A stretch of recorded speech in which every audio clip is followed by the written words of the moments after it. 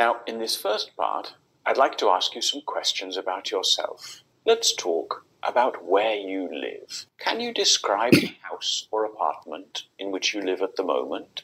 I live in a fully furnished apartment in an upscale residential area, which is located at one of the prime intersections here in the capital city of Hanoi, Vietnam.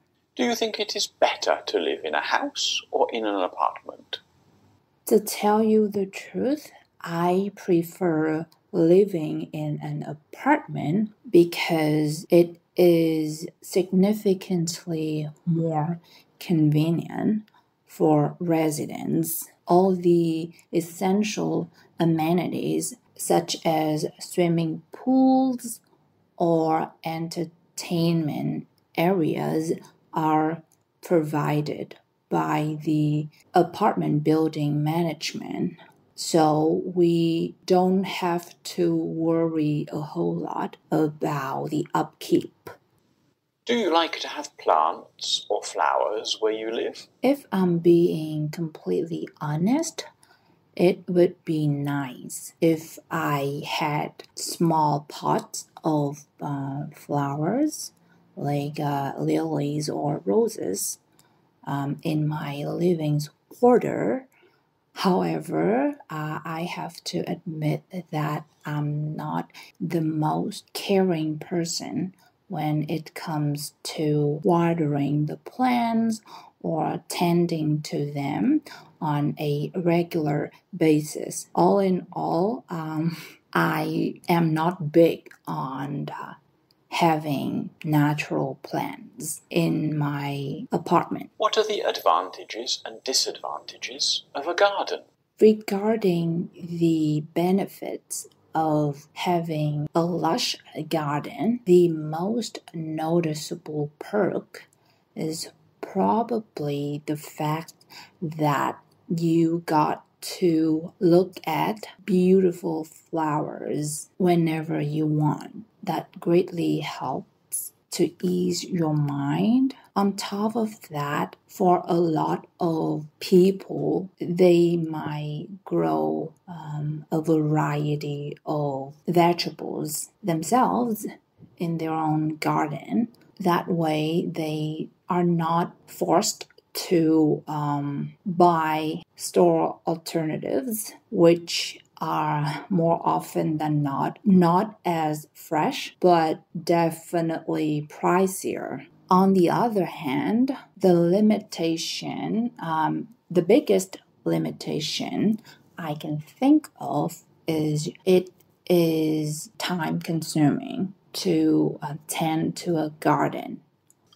In this next section, I'm going to give you a topic, and I'd like you to speak about it for 1 to 2 minutes. Before you speak, you will have a minute to think about what you are going to say, and you can make some notes if you wish.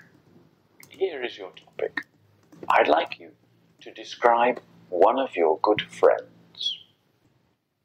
Remember, you have 1 to 2 minutes to talk about this, so don't worry if I stop you. I'll tell you when the time is up. Can you start speaking now, please? For this part, I'd like to talk about my best friend in the whole world.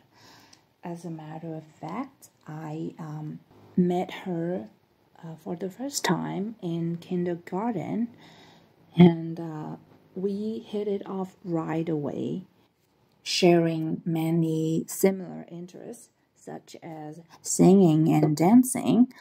These days, she is a big-time executive in a large corporation. And to tell you the truth, as we are often up to our neck in work, we don't have as much time to hang out as we used to. Nevertheless, we make a point of meeting up from time to time to fill each other in about all the events that are taking place in our life respectively, we both think that it would benefit us considerably to have each other in our life and stay in touch so that we can give each other a helping hand in time of need, as well as to confide in each other our deepest, darkest secrets that we usually can't tell anyone else. Well, we've been talking about a good friend, and now I would like to ask you one or two more general questions relating to this. Let's consider, first of all, family and friends. Do you prefer spending time with your family or with your friends? In all honesty, these days I enjoy spending quality time with my family members, especially my sister, my younger sister, who lives with me, more than hanging out with friends, as I'm a little bit of an introvert myself who is not into socializing and having a big group of friends. And at least to me, at the end of the day, family is always there for us. They are the ones that understand us the most, who tend to look out for us and tend to have our best interests at heart. Can you compare the activities that you do with your friends and with your family? In general, I am inclined to just stay at home, eating a home-cooked meal with my parents whenever I go back to my hometown to visit them on special occasions. Meanwhile, with my tight-knit group of friends, every now and then when we do meet up, in spite of our hectic schedules, we often reminisce on the good old days when we were in high school, as we went to the same school back in the day, and we indeed had a great deal of memorable moments that all of us want to cherish for the rest of our lives. If you have a problem, do you ask your family or your friends for help?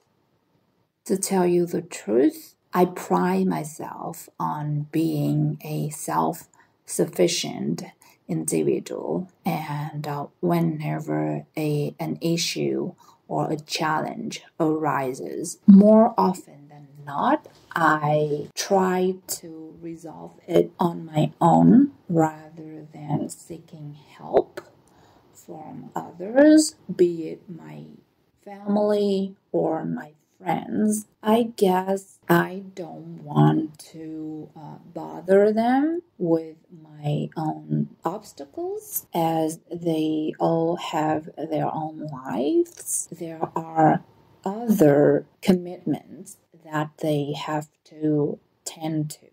Let's talk about living with friends.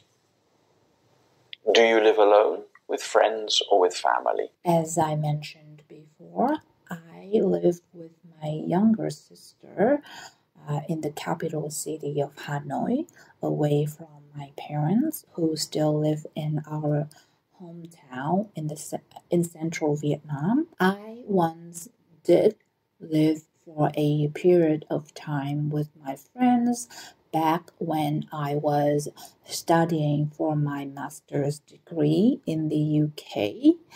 And if I were to choose between cohabitating with my family members and my friends, I guess I would have to go with staying with one of my family members. On the whole, more comfortable with my sister or my mom and dad than I am with my friends and my peers. What are some of the advantages of living with friends? Well, for one thing, we can do literally everything together, because when we decide to live together, it already means that we have a lot of things in common. So we can pull an all-nighter, finishing our work reports or having heart-to-heart conversations through the night. What's more, I strongly believe that we can lend each other a helping hand whenever the other one is in trouble and they need all the help they can get to overcome it. And with family? In my humble opinion, family plays a critical role in a person's life, especially in a traditional family-oriented society like Vietnam. Not only do parents tend to support their offspring financially until they are ready to go out on their own and start their own family, but other members in the household, like siblings or even cousins, can act as a support system, lifting each other up when we feel down. And I think that familial bonds are stronger than any other relationships.